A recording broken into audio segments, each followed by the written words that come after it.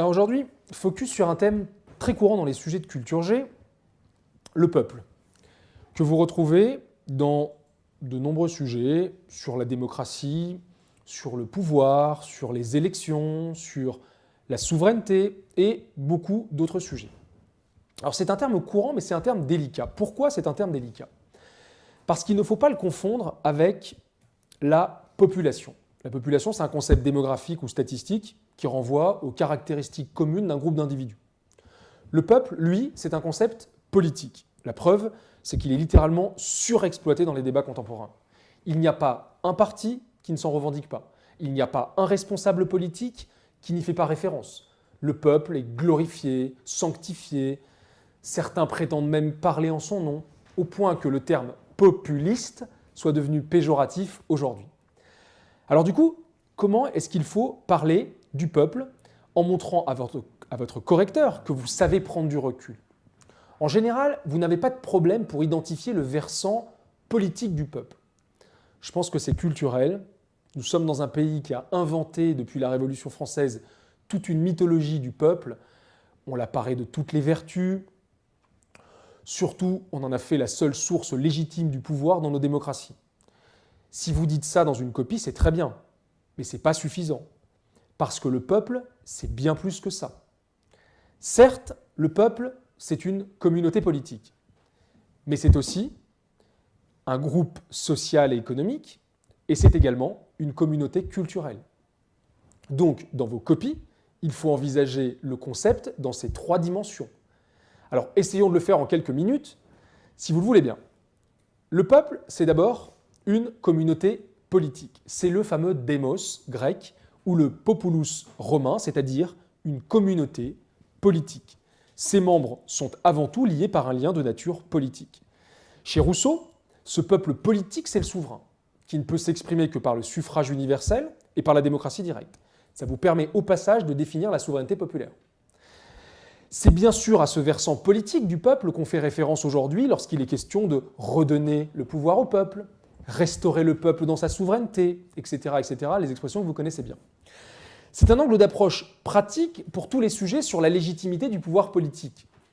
Par exemple, ce peuple, sacralisé dans les discours politiques de Mélenchon, de Marine Le Pen, de Donald Trump, c'est bien un peuple constituant. Sauf qu'on ne peut pas réduire le peuple à cette simple dimension politique. Car le peuple, c'est aussi un groupe social et économique. Deuxième point, le peuple comme groupe social et économique, c'est le fameux populo, conception qui nous renvoie tout simplement à la plèbe romaine, c'est-à-dire la masse des citoyens. C'est un peuple entendu comme une classe sociale et qui s'inscrit dans une très longue histoire politique. Prenez les classes laborieuses ou travailleuses du XIXe siècle, assimilées au prolétariat chez Marx, ou prenez aujourd'hui les classes moyennes et tous ces avatars créés au rythme des différentes élections, la France d'en bas, la France qui se lève tôt, la France qui travaille. Vous aurez reconnu un certain nombre d'expressions, j'en suis sûr. Ce sont des expressions que vous connaissez bien et qui renvoient au peuple dans sa dimension économique et sociale.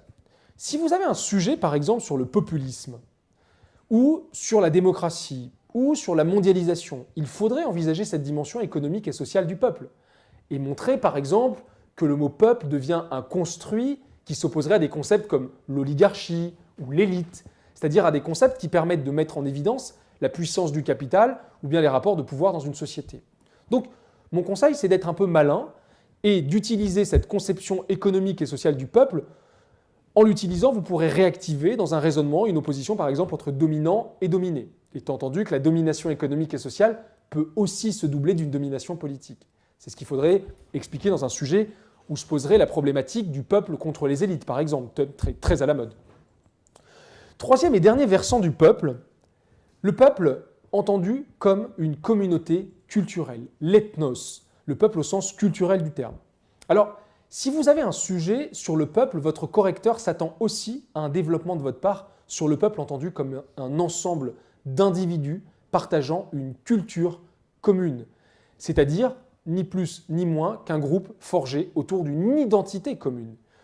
Alors le mot est lâché, donc vous n'avez plus le choix, vous devez expliquer le peuple dans sa dimension identitaire, et là, attention parce que cette dimension identitaire, elle permet tout autant d'inclure que d'exclure. Chez les Grecs, par exemple, le génos renvoyait à l'idée d'une origine commune. Or, vous savez bien que l'idée d'une filiation commune de longue durée peut tout à la fois forger une unité ou au contraire stigmatiser ceux qu'on voudrait exclure. Donc, mon conseil, c'est d'expliquer dans votre raisonnement que si les débats politiques contemporains se focalisent autant sur la dimension culturelle du peuple, c'est bien qu'elle est porteuse de sens. La preuve avec la résurgence des mythes fondateurs, à l'image du fameux « Nos ancêtres les Gaulois » par exemple. Cette dimension culturelle du peuple peut évidemment vous faire réfléchir à une autre notion connexe, celle de nation, mais là c'est un autre sujet, alors rendez-vous sur la chaîne de l'ISP pour une prochaine vidéo.